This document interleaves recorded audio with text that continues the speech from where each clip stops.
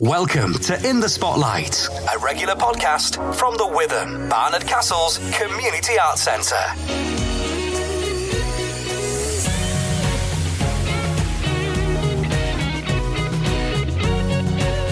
Greetings once again from the Witham Community Arts Centre here in Barnard Castle, County Durham. Stuart Laundry welcoming you along to In the Spotlight, our regular podcast, and this time it's a double helping of comedy.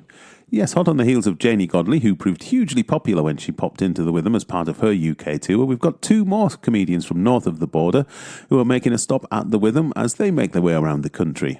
I'll be chatting to Connor Burns and Mark Nelson in just a moment, and then as usual Jane Woodward will be along to tell us what else we've got in store at the Witham. Hi, this is Stacey from the CAF and you're listening to In the Spotlight, the Witham's podcast. So first up, we'll be welcoming Connor Burns to the Witham on Saturday, February the 17th as part of his first UK tour, a little matter of 40 dates in 2 months. Now, as you can tell, I'm a bit croaky this week, and I began by asking Connor if he'd ever been forced to cancel a gig due to the dreaded lurgy. You know what? Touch wood, we've been all right so far, but I've probably had some I should have cancelled. I remember doing one in... where was I? It wasn't a tour show. I was just doing a gig in a comedy club somewhere. And I'd just come off the back of a bit of lurgy. And I was like, I was looking at it in my diary going, should I, shouldn't I, should I? And I went, no, I'll be fine. And the gig was going really great. And about 15 minutes into a half-hour set, I just took the most vicious coughing fit. And people were kind of gently, there you go. You shouldn't have said that. People were laughing, kind of gently, being like, oh, this is, and then it went on for so long that the room just thought, I think they thought I was taking the mickey. I'm a bit more... So nobody was dashing to your aid then? They just thought it was either part of the No, show. No. I've touched wood. I've seen and heard of some, toilet-related emergencies and all that kind of stuff. But luckily, I've dodged all of that so far. You're a young lad. You can fight it off, I think, these days. Now we're here to talk about your show, which is called Vertigo. What's it all about? Most of the show has it's ended up being a lot about my family, just how I grew up. I talk a lot about my girlfriend as well, because we're very different in many ways. Like our background and where we come from and stuff is very different. So it's funny, I started talking about all that stuff on stage. And I think it's nice because you always think that you only experienced this stuff growing up or whatever. And it's been nice because now that I'm talking about it all on stage, there's always people that come up to me after the shows and go, oh my God, that was exactly what it was like where we grew up. So it's nice. It's a lot of very personal stuff. A story at the end which wraps up the whole show, which is why it's called Vertigo, about my dad, which I can't give too much away about. But he remember the first time he came to see the show and realised that he featured quite heavily in it. And this is the show that you took to Edinburgh last year, is that correct? Yeah, so did this show at the Fringe 2023, and in the run up to the Fringe, I had some stuff kind of do well online, and that had never really happened before. So we had all this kind of new following, but no idea going in if that would actually convert to ticket sales or not. So we kind of trepidatiously went in and go, well, we'll see what happens. And the whole thing sold out. We had to add extra shows and bigger venues and stuff. So yeah, it's all kind of kicked into high gear since then. Yeah. Did that surprise you? Massively. I felt like the show was good enough, and I felt like it deserved an audience. I'm really proud of the show. I think it's really a good bang for your buck hour of comedy. Yeah. But going into it, we just didn't have a clue if the numbers on the screen would convert to actual bums and seats. Yeah. I don't think any of us expected it. In these days, is it all about the online? It kind of is, but I think the thing that's positive, or I think that should kind of give people a bit of reassurance about online, is you still have to have the chops as a stand-up to back it up.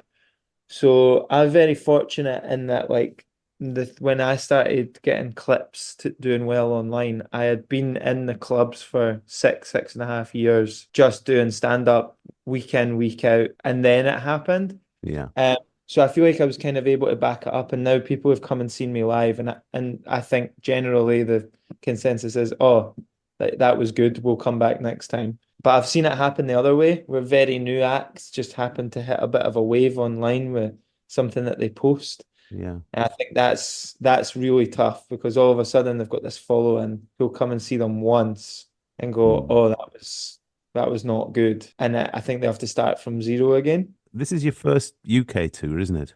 Yeah. I mean, you're packing them in 40 dates in just over a couple of months. I mean, Yeah. what on earth possessed you to do that? Yeah, I know I think you can see if you look at the listings for my tour, you can see that it was never meant to be this long. There's other bits where we decided to start adding in more dates. There's some insane travel logistics. I've got Cambridge to Aberdeen coming up soon. But it was a lovely problem to have, and it really was. In my head, I thought maybe we'll do a 10-date tour just to kick us off, and it just has grown arms and legs, and we've managed to add more shows, and it's been really great. What's the touring experience? Is it just you in your car? A lot of it, a lot of cars. I try and take the train where I can, because then I can use that time. Because I've got a real thing about the amount of time I waste sitting in traffic, and so at least then if I'm on the train, I can be working on something else. But I mean, that's funny because new comedians now are asking me at gigs, oh, like, would you have any advice? What are the tips? I go, honestly, get really good at enjoying your own company, because you're going to spend a lot of time up and down the country by yourself. So learn how to stay entertained by yourself is a huge tip. Was there a life before comedy for you, or did you go straight in after uni or whatever?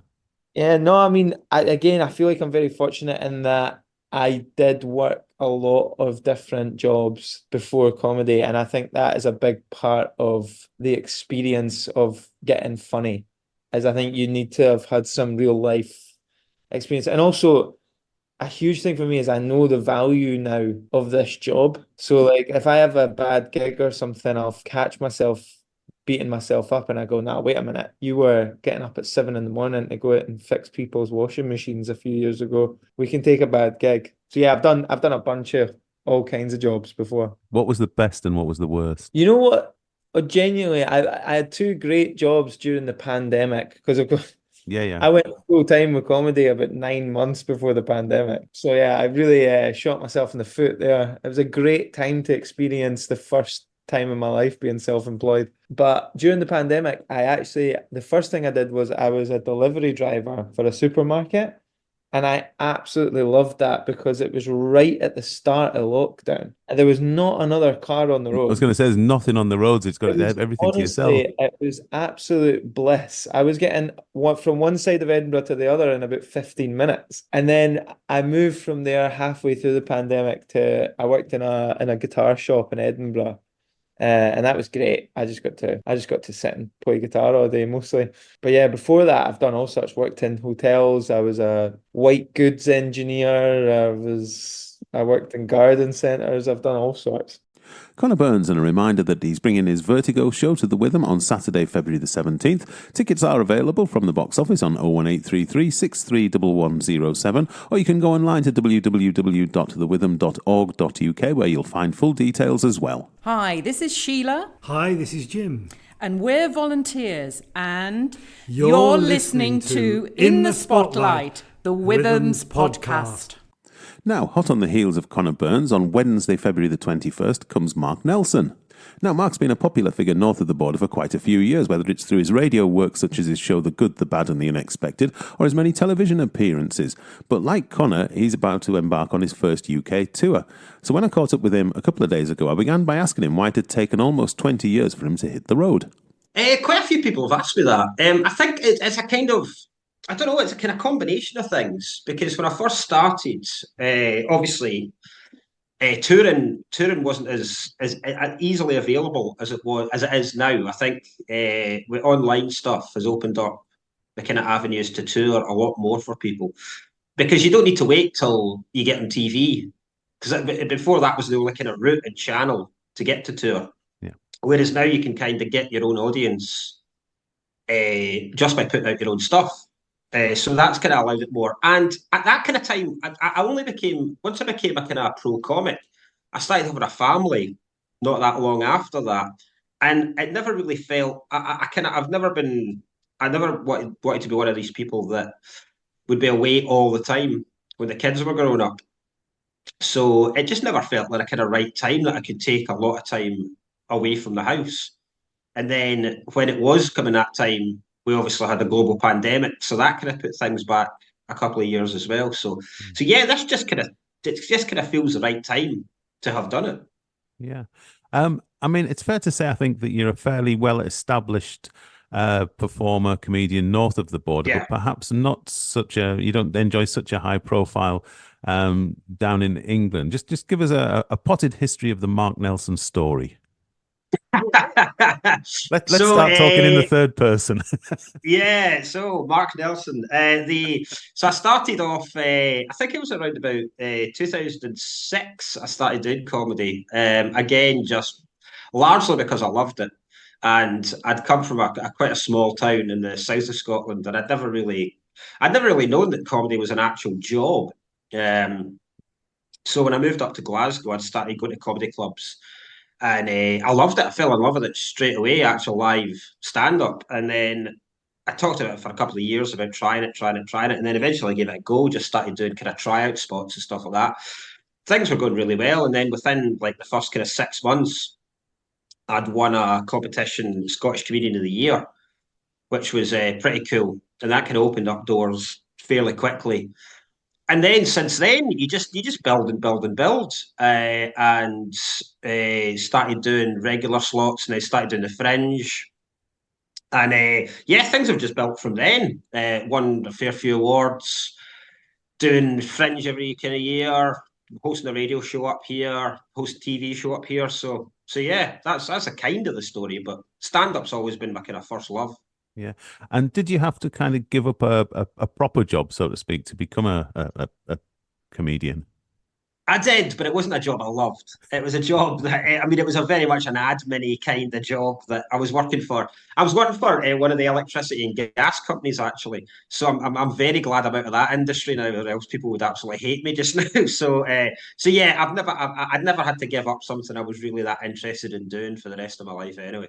Was there a sort of moment where you thought, now's the time to do this? Do you know what it actually was? I I'd done the Glasgow Comedy Festival, and I think it was the second time I'd done a solo show, and it had gone really, really well, and I'd sold it out, and it had gone far better. Like I'd noticed a massive kind of shift in how well I was doing from that for the first year. And the very last night, they had an end of festival party, and me and my wife, who was my girlfriend at the time, went to this party, and I ended up getting so drunk that the next day I was pretty much physically impossible that I could go into work the next day. And that kind of morning and that kind of drunken stupor, I then decided it would be a far better idea, rather than just to phone in sick and take the punishment, to actually hand in my notice and say that I was going to go comedy full time. It's as good as an excuse as any, I think. It is. It is. It's maybe a rash decision. It's proved to be the wise decision, but And what sort of comedian are you? Are you a storyteller? Are you a joke? What sort of a one-line old, joke teller? How would I you started describe off. I it? started off. I started off very, very strictly as a one-liner comedian, because that was kind of people I loved. And then you kind of develop after that. Like being a one-liner comedian is incredibly difficult, because you have to hold someone's attention for that long, for an hour, for just delivering one lines, is very, very difficult, and it's a lot of work to produce that amount of jokes. And yeah, so I started kind of branching out after that, and telling more stories, a lot more observationally kind of stuff, and a lot more involving the audience as well. So it is. I mean, it's probably just kind of traditional stand-up comedy, where it's me talking about my life, and I talk about what's going on in society and what's going on in the world quite a lot as well. That's always been a kind of the main thing I've focused on. Yeah, I guess the way you approach it possibly has changed. I mean, you were a very young man when you started out, and now you're Yeah, a family man. So that's a very old man. I was very really trying to be diplomatic there. But Yeah. then I can give you a good few years, I think, as well. But you how have you sort of changed? Have you changed your approach over the years, or are you still doing now what you were doing 15, 20 years ago? I've certainly not changed my kind of passion for it, and I've certainly not changed the kind of edge I'm going for in comedy. I've become a lot more relaxed into it as well, and experience obviously makes it a lot easier to write stuff. I'm not as nervous about going after certain topics Yeah. as I was back then. But that's just, the experience just brings that. Yeah. Now your show's called All the Best. So is this even though it's your first tour show, is this kind of a greatest hits thing you've got going on here, or is it a Pretty totally new much, thing? yeah. Yeah. I realised that. I mean, I've got such a bank of material because I've got like kind of. I think I've got about eight Edinburgh shows behind me. So it was nice to just kind of go through everything. I mean, a hell of a lot of it's because I talk about kind of topical stuff quite a lot. A lot of it is unusable now because you'd have to be in the moment at the time. But there's a lot of routines, and I just realised I'd never actually done all my kind of favourite and best routines all in the one show. So it was nice kind of seeing how there was a way to slot them all together. So it became to be one show, and it's a real joy to go back and do stuff that you haven't done for a couple of years. Yeah. Mark, I think we'll call time there with a quick reminder that Mark Nelson, All the Best, is coming to the Witham on Wednesday, February the 21st. We look forward to seeing you then. Mark, brilliant. Thanks very much. Thank you so much, Bill. Thanks, it's my pleasure. No worries. Cheers. We'll see you in a couple of weeks. And tickets are available, as always, from the box office on 01833 631107 or online from www.thewitham.org.uk. Hi everybody, this is Josh here, the crazy guy who runs around doing anything and everything.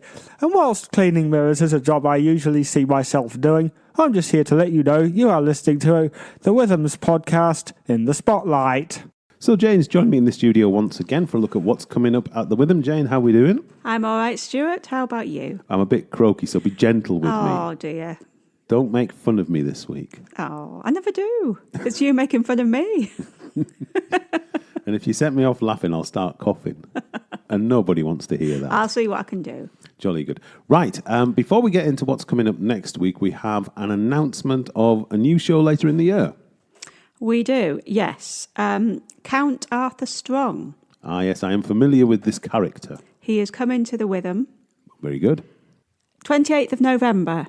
Well done. You had to think there a minute, didn't you? I did. And it's a Christmas show. Not too early for Christmas. It's Charles Dickens, so he's playing Charles Dickens in A Christmas Carol. Well, there's a surprise. Charles Dickens in A Christmas Carol at Christmas? Yes. Surely not. Count Arthur Strong. I think that will be popular. I think it will be too, so get your tickets quick. Jolly good. And they went on sale today, didn't they? Friday.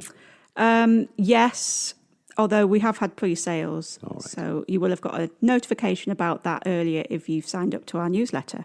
Excellent. So the moral of the story is sign up for the newsletter. Yes. And get your preferential service for tickets. Exactly. Now, this is actually a Funny Way to Be comedy production. Mm-hmm. All the tickets are being sold by Funny Way to Be. Right. But it is family friendly. So have we got details on the website? We have indeed. But tickets can be bought only through funnywaytobe.com. Yes. There's a link on our website to funnywaytobe.com. Yeah. It's all very complicated, isn't it? It is. It is. Yeah. Right, so let's count Arthur Strong, Charles Dickens, A Christmas Carol. Yes, but it's in November. Thursday, the 28th of November. I'm glad we've got that sorted out. Right, let's have a look at what's coming up next week. Now, your diary, of course, will be full next week. I mean, it's Valentine's night, so, you know, you'll already be spoken for. But just in case they're out there, there's people out there that aren't. Yes, people are looking for something to do. Yeah, something to treat your loved ones to. Absolutely. What? Nothing says "I love you" like a night with Rodgers and Hammerstein. Exactly. Yeah, a screening, filmed live on the 12th of December at Theatre Royal Drury Lane. This is Rodgers and Hammerstein's 80th anniversary concert, featuring a 40-piece orchestra and a star-studded cast. Anybody that's been keeping an eye on our socials over the last few days will have seen one or two highlights from the likes of Michael Ball, who took part in this. It's a quality production, I think we'll say. Yes, definitely worth seeing. So, yeah. I'm expecting you to break out into song, Stuart. Oh, I'm not up to that this week. No. No, too croaky. Sound of Music, Oklahoma. The Hills Are Alive. Bit more enthusiasm. Absolutely. So if you get stood up on Wednesday, you've always got Rodgers and Hammerstein. You have, yes, 7:00. That'll be screened at the Witham. Brilliant stuff. And the following night, we've got more comedy. We have Tom Stade, the Canadian comic, with his tour Natural Born Killer. Sounds delightful. Well, he's one of the most compelling and instinctive stand-ups around at the moment. Is he indeed? He is indeed, yes. Nice so to know. if you're 16 and over, because that's the age rating on it, come along and watch Tom Stade. Tickets still available for that. Now, if you're more of a fan of the countryside, then there's something for you on Thursday night as well, isn't there? Yes, upstairs in our Witham room, we have a talk by Professor David Evans from Durham University about the Ice Age legacy of the North Pennines. That'll be them little blue flowers. The gentians, that's it. I couldn't remember the name. You'll have to come along and find out, Stuart. That's what we're famous for. We're about the only place in the bleeding world that has the things now or something. And I have seen them up there when I've been in the past. Anyway, that'll be brilliant. That's the Flora, the Teesdale Special Flora Trust It talk. is. It's the first of 4 talks that they're programming. Brilliant stuff. And then on Friday, it's time to rock out. It is, with Eddie and the Hot Rods, and there's support from Cumbrian blues rock band Blue Scarrow. Ah, I'm glad you said that. When I saw them on the website, I'd never come across them before. So they're coming over from the other side of the border. They are. Very good. So that'll be a standing gig. Mm-hmm. Bar will be open throughout. Very good. And doors open at 7:30. Exactly. And then on Saturday, obviously, Connor Burns has been one of the guests on this week's podcast, so we don't need to say too much about Connor. But also on Saturday, we have got an old favourite of the Witham, Jeslo. Yes. So if you fancy a bit of folk music and you're not into comedy, you can come along and listen to Jeslo. Very good. Always nice to welcome him back. Yes, it is. Brilliant stuff. Tickets are available by calling the box office on 01833 631107. Well done. And online? www.thewitham.org.uk. Very good. Now, what I haven't mentioned to anybody so far in the podcast is this is the last one of Series 2. Oh. Can you believe it? We've done 17 of these in Series 2. I know, that's amazing. Flown by. I was going to say, where's that time gone? Anyway, we're taking a short break for the next few weeks, and we hope to be back, quite literally, with a spring in our step. Good one, Stuart. Absolutely. How long did it take you to think that one up? All afternoon. All afternoon. You know, there's a lot of work goes into this. There is. So until we next meet, have a very good early spring. And you, Stuart. See you later. Doodle pip. Bye. Yep, that's it for Series 2. I do hope you've enjoyed the shows that we've put together for you over the last few months, and my thanks to all the guests who've come on. They've been absolutely brilliant. Now, in the meantime, don't forget to keep your eye on www.thewitham.org.uk and, of course, the Witham social media channels as well to keep bang up to date with everything that's going on at the Witham, Barnard Castle's Community Arts Centre. But for now, from me and from Jane, we'll say cheerio and we'll catch up with you again soon. Thanks for listening to In the Spotlight from the Witham, Barnard Castle's Community Arts Centre. Available on all major podcast platforms. So please give us a follow and leave a comment. Or listen online at www.thewitham.org.uk. We'll be back soon with another episode.